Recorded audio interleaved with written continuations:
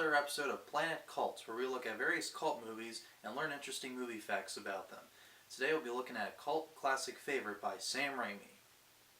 Well, you're right, that is a cult favorite, but we're not looking at that series yet. We'll look at that another day. But for today, it's a much more underrated classic of Sam Raimi that not a lot of people know of or let alone really talk about. The 1990 Darkman. Who? No foolish heroics, if you please. Is Darkman.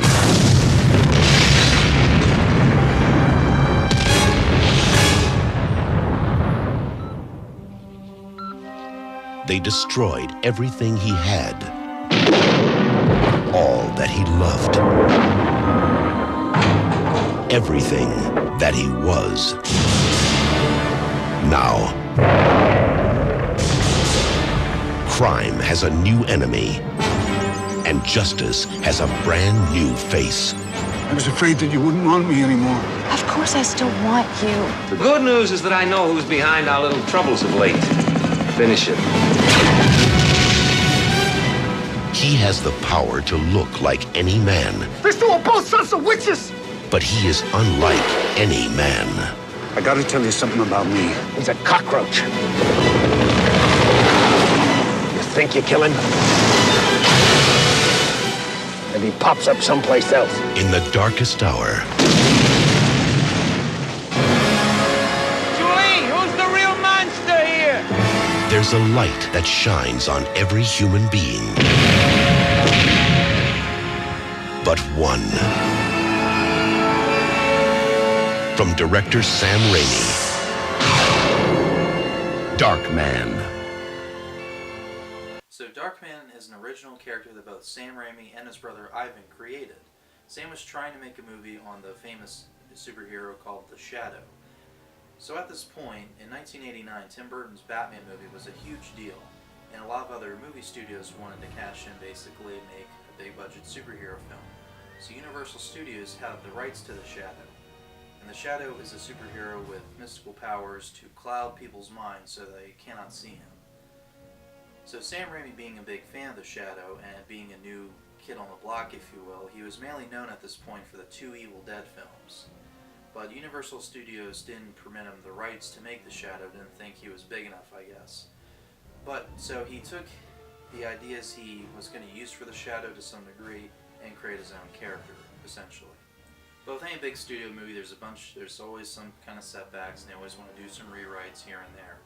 And one of the things that the studio changed is, and this probably comes as no surprise, but Sam Raimi originally wanted Bruce Campbell to play the leading man, which makes sense. But the studio didn't think that Bruce Campbell would play a good leading man, even though, he played a leading man in the last two films he was in, but, whatever. Again, this is a year after Tim Burton's Batman came out, so it was mainly just all practical effects at this point. And they still hold up today. I mean, in an age where CGI is usually the main thing, it's nice to see a movie with practical effects that still hold up. And not that there's anything really wrong with CGI. It's used as a tool, just like anything else in movies, such as a camera, editing software, the lights, whatever, you name it. It's all a tool and has to be used in balance. And, the whole movie and plot can be based around that effect or that tool, basically. And Darkman's an example where it has a lot of cool practical effects, but it has a really good story to back it up, essentially. And the movie was successful at the box office. I mean, it spun off two shitty made-for-TV sequels, but aside from those, it did have its own comic book series come out and a Nintendo game. One of the interesting things behind this movie is some of the cameos. Now, if you're a huge fan of the Evil Dead franchise, you see some of the actors in the movie. I mean, hell, Bruce Campbell's in this film. For about 30 seconds, but he's there. Everyone and no one. Everywhere. Nowhere. Call me Darkman. See, Bruce Campbell doesn't even have to say a line and he leaves an impact. That's what a good actor he is. And I'd say it's a gift from God, but that would be giving the man upstairs a little too much credit. This is all me, baby. One of the other cameos is Ted Raimi, brother of the director.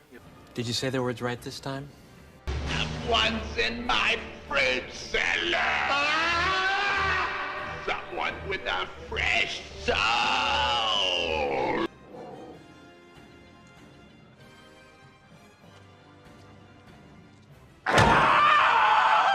One of the other cameos is one of the goons of Robert Durant's henchmen were in the second Evil Dead movie.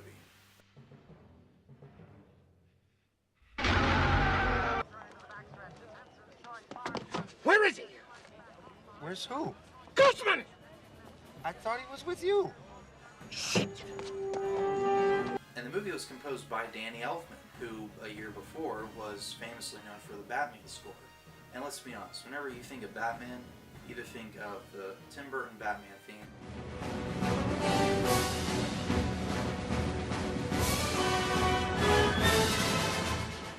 or the animated series theme.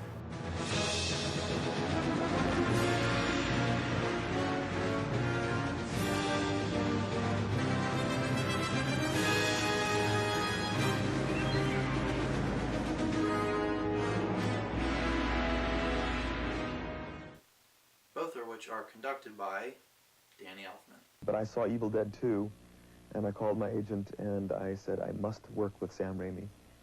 He got in touch with them and said, whatever your next movie is, Danny Elfman would love to score it. And I said, oh, by coincidence, we're doing a movie right now called Darkman. Went and visited Sam on the set and signed on. While on set, director Raimi enlisted Elfman's help with some special effects. Well, actually, there's a scene in the movie where the Darkman tumbles out of an alleyway in a pouring rain, and a car drives by, at least the sound of a car, and water splashes Darkman in the face. In fact, that's me carrying that water and splashing poor Liam in the face. And I still don't think he knows it.